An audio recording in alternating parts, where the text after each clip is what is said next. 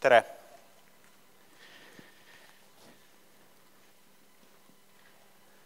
Mul on natukene keeruline ülesanne, ma mõtlesin selle peale ja püüan selle keerukuse sõnastada teie jaoks, et ma peaksin just nagu rääkima teile sellest, kuidas olla teie esitlusel edukas. Ja mõnes mõttes olen ma just nagu teile ka rollimudel.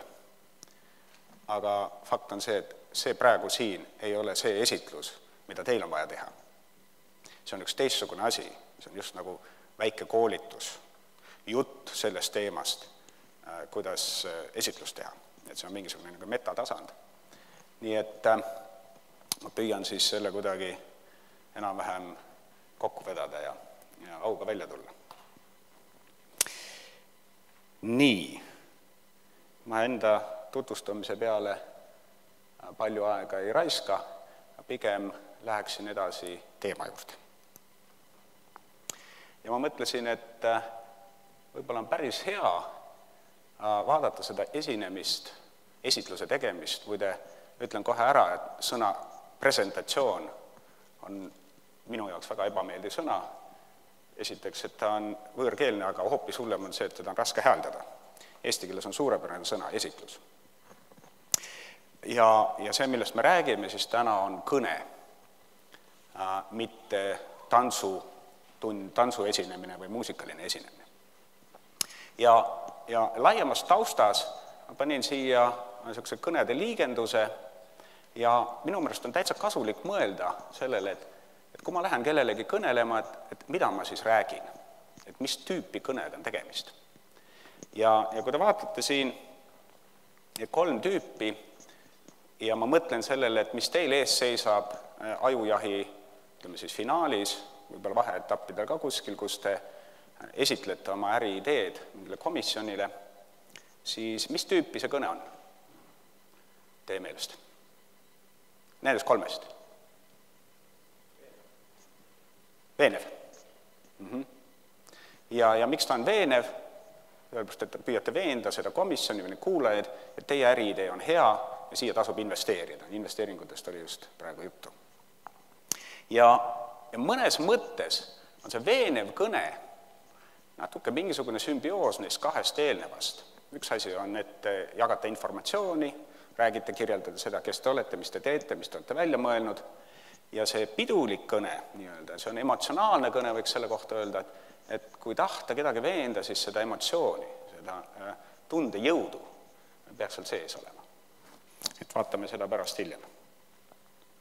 Nüüd, mis on siis hea kõne tunnused, kui mõelda, et see eeltöö on just nagu tehtud, te olete ju seda ideed edasi-tagasi mõelnud, tõenäoliselt ka selle kirja pannud mitu korda ja põhimõtteliselt võiks öelda, see algtekst on olemas.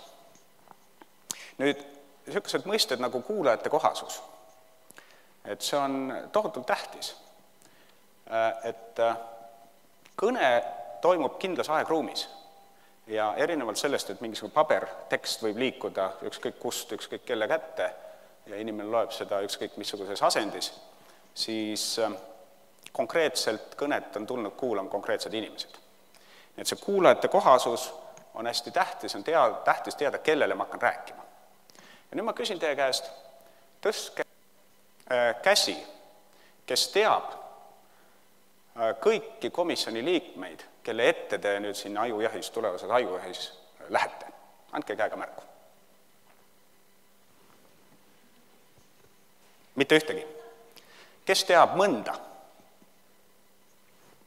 Ja, näiteks. Sa tead mõnda?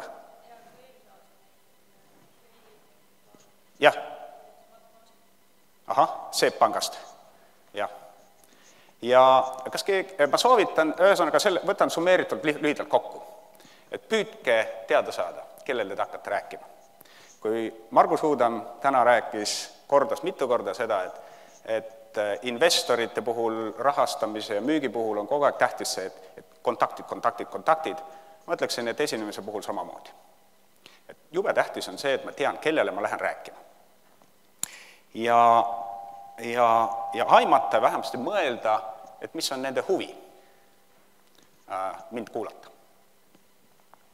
Olukorrakohasus, mõnes mõttes on selline asi, et juhul, kui ma olen üks paljudest esinejatest, mis toimub enne minu esitlust ja mis toimub pärast minu esitlust. Ja kas ma saan midagi sellest, mis seal kohapeal toimub ja on selles olukorras eripärane, oma esitlusse kaasata. Isikupära on midagi sellist, mida ei maksa kotti panna ja millega ma seda seostan, see on ka see, millest eelpool kõnelejad ühel või teisel moel on rääkinud. Ja eriti Margus Uudam nüüd rõhutas seda, et tähtis on see investori või see kuulaja usk, et sina või siis teie, kes te olete pundiga seal, teie olete need, kes selle idee ellu viivad. Ja see on teie jõud, teie isikupära. Ja täpselt sama asi tuleb esitlusse ka kaasa. Mina ei usu ega oma koolitustel ei õpeta kellelegi seda, et kuidas täpselt seista, astuda, istuda, kuhu käsi panna, kuhu alati vaadata, et see on 100% töötab. Mina seda ei usu, et see on niimoodi. Et ma pigem arvan seda, et kui inimene on hästi läbi mõelnud, mida ta räägib, milleks ta räägib, kellele ta räägib ja kuhu ta tahab selle kõnega välja jõuda, siis kõik sellised väikesed tehnilised nii-öelda nipid on peaaegu et marginaalsed. Ja see, et kas inimene hoiab käes pastapliiatsit või hoiab käed taskus, on täiesti, ma ütleksin, isegi kolmandajärguline teema minu jaoks. Ja neljas nendest punktidest on paindlikkus, see on selline meeletavali olek, 100% kohalolek, reageerimine sellele, mis parasjagu juhtub. Kui te olete vaadanud seda ajujahti eelmiste aastate neid lindistusi, see on fantastiline dialoog tekib mõnikord, kuulajate siis komisjoni ja siis nende esitlejate vahel. Ja näha, kuidas inimesed kas suudavad reageerida või mõni küsimus või mõni repliik lööb jalust maha. Kuni sinnamaani välja, et kes suurepäraselt niimoodi sisse sõitis väga kiiresti, minu meelest oli Rein Kilk, kes sel hetkel, ju tal oli kodutöö tehtud ka natuke, ta teadis, mis teemad tulevad, aga niipea, kui keegi hakkas esitlema, kohe ta oli seal internet, kohe vaatas järgi ja ütles, et selline toode on olemas, millest te räägite, mis on uut? Nii et need inimesed, kelle ette te lähete, need on palju näinud, palju teinud kiire mõtlemisega, terased inimesed. Nad reageerivad kiiresti ja nad ootavad kuidagi seda sama asja teilt. See näitab teie siis seda mõttevõimekust. Ega asjad ei ole kogu selle krempli pealkiri ajujaht. Jahitakse ajusid.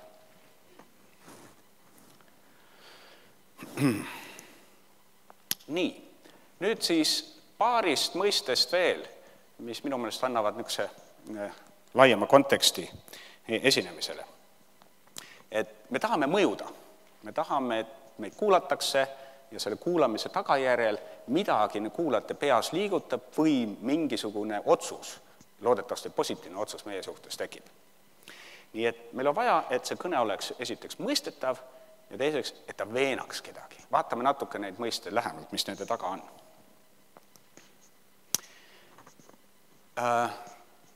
Mõned punktid, mis seda mõistetavust annavad täita.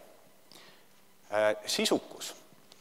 Sisukuse mõiste tähendab seda, et mul peab olema kas uut informatsiooni, see tähendab, et tekitab kuulaja suvi, või sellel informatsioonil on kontekstuaalne kaal või tähendus laiemas mõttes. Et mis see on, mida ma püüan siis nagu teistele selgeks teha või maha müüa. Emotsionaalsus on midagi jälle, mis tuleb inimese seest ja kõnetehniliselt võiks öelda, et see väga suuresti on hääletoonis, temporütmides, ülivõimas vahend on mõnikord paus, et need on dünaamilised liikumised, aga asja tuum on selles, et ma olen naha ja karvadega selle asja sees, mida ma räägin. Ja see on üks asi, mis tõenäoliselt mõjutab teadlikult või alateadlikult kuulajad ka, kui ta tahab teada ja otsustada, kas sina oled valmis oma idee eest tulle minema, kas sina oled valmis selle idee ellu viima. Ühesõnaga, kokkuvõttes ma ütleksin niimoodi, et oma nahk tuleb viia turule igal juhul. mitte ainult niimoodi ärilises mõttes, vaid täiega igal sammul ka teiste ette minnes, esitledes. Siin on tegelikult, paar slaidi on nende kohta eraldi. Nii et see sisukus, sisukusest ma rääkisin, et kuulaja on saanud midagi teada.